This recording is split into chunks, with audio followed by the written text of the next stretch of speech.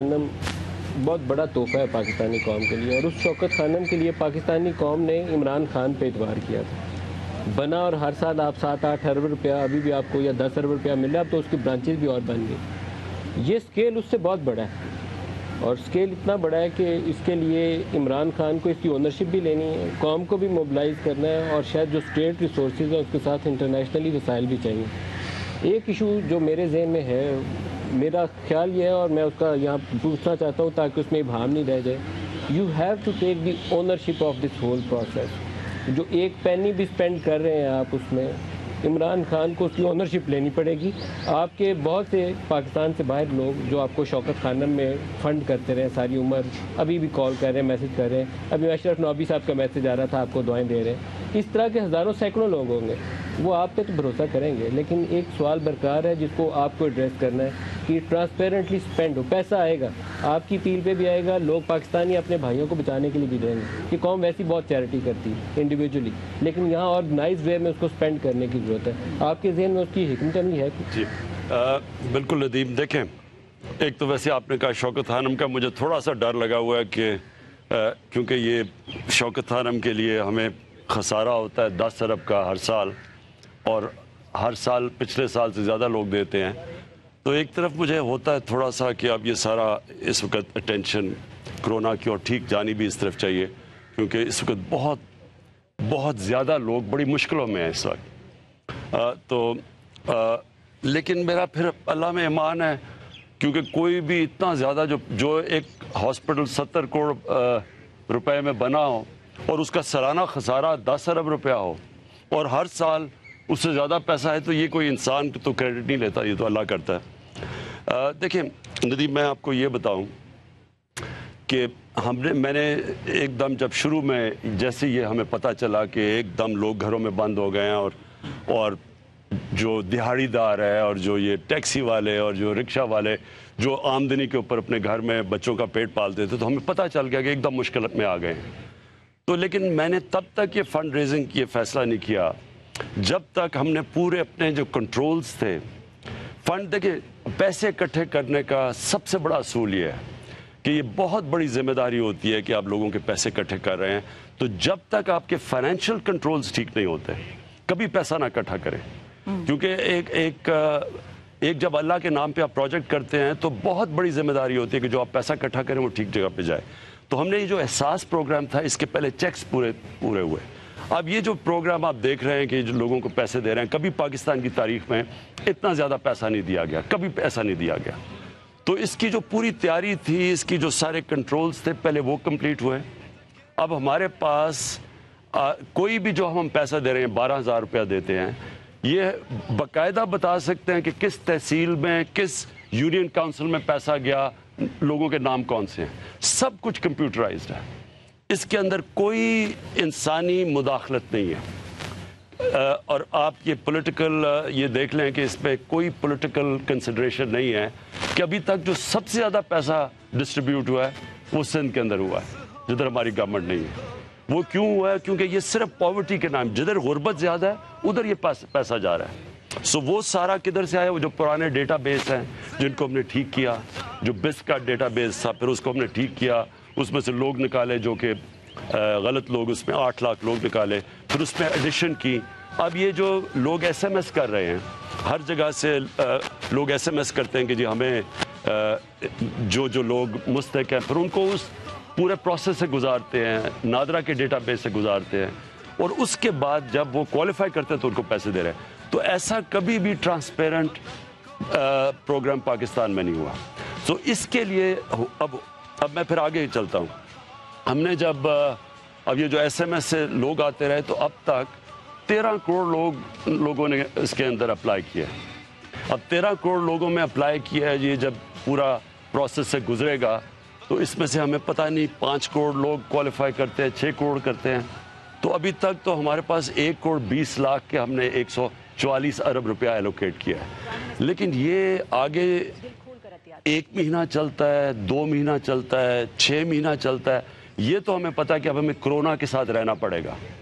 कोई आज ये नहीं कह सकता कि یہ اگر ہم لاک ڈاؤن بھی کر دیں, بند بھی کر دیں, تو پھر کورونا ختم ہو جائے گا.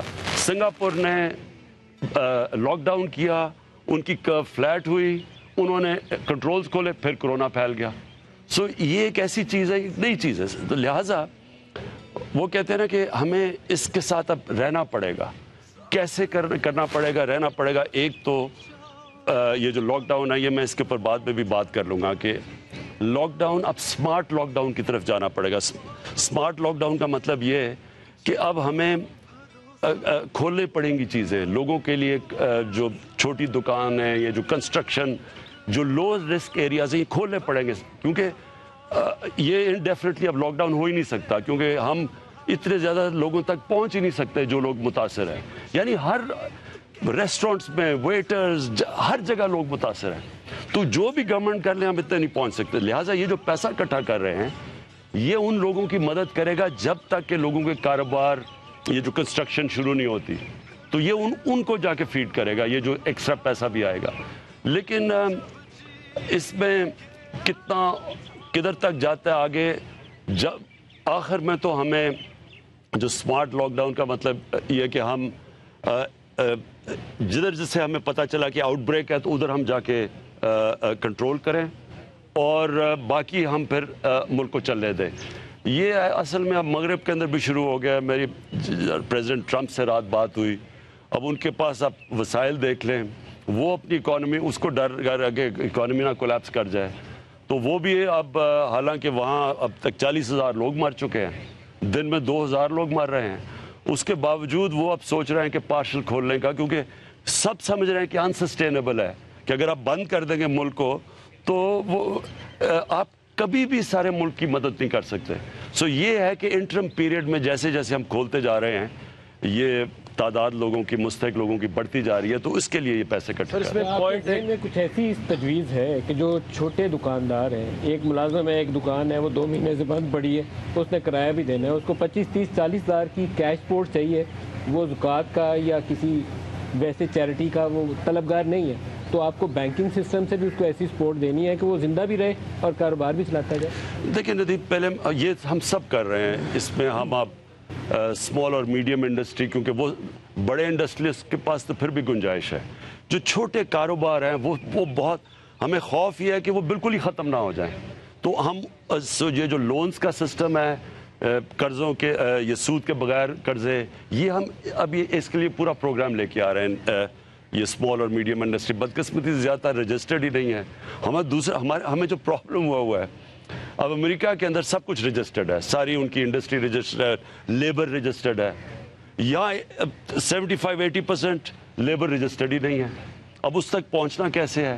ہماری اسمال میڈیم انڈسٹری زیادہ تر رجسٹرڈ ہی نہیں ہے, اس کے پاس کو ہمارے پاس, تو ان کے پاس کیسے پہنچنا ہے؟ یہ ہمیں پرابلمز آ رہے ہیں. لیکن میں ایک چیز آج کہنا چاہتا ہوں. دیکھیں ہوا کیا کہ جیسی 26 کیسز پاکستان میں آئے, 26 کیسز سے 13 مارچ کو, تو ہم نے فیصلہ کیا لاک ڈاؤن کا. لیکن ایک دم سندھ گورنمنٹ نے فیصلہ کیا کہ وہ بالکل ہی وہ لاک ڈاؤن کرنے جا رہے ہیں جو کہ بالکل لوگوں کو کرفیو ٹائپ سچویشن.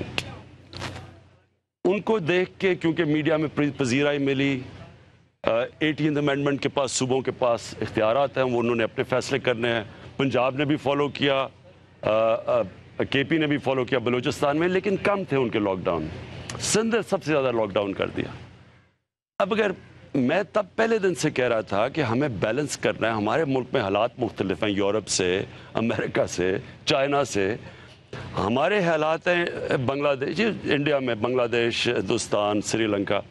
ہمارے جدھر غربت ہے, آپ اگر پورا لاک ڈاؤن کر دیں گے, جدھر اکثریت آپ کی ورک فورس دہاڑی دار ہیں, ان کی رجسٹریشن نہیں ہے, تو ہمارے پاس ہم کیسے ان کا کریں گے؟ اب جو سچویشن ہے, کیونکہ وہ جو جب ایک دفعہ لاک ڈاؤن کر دیا, اس کو جب کھولنے میں ایک ٹائم لیگ ہے. اب ٹائم لگے گا کہ آہستہ آہستہ شروع ہو بزنسز, کنسٹرکشن شروع ہو.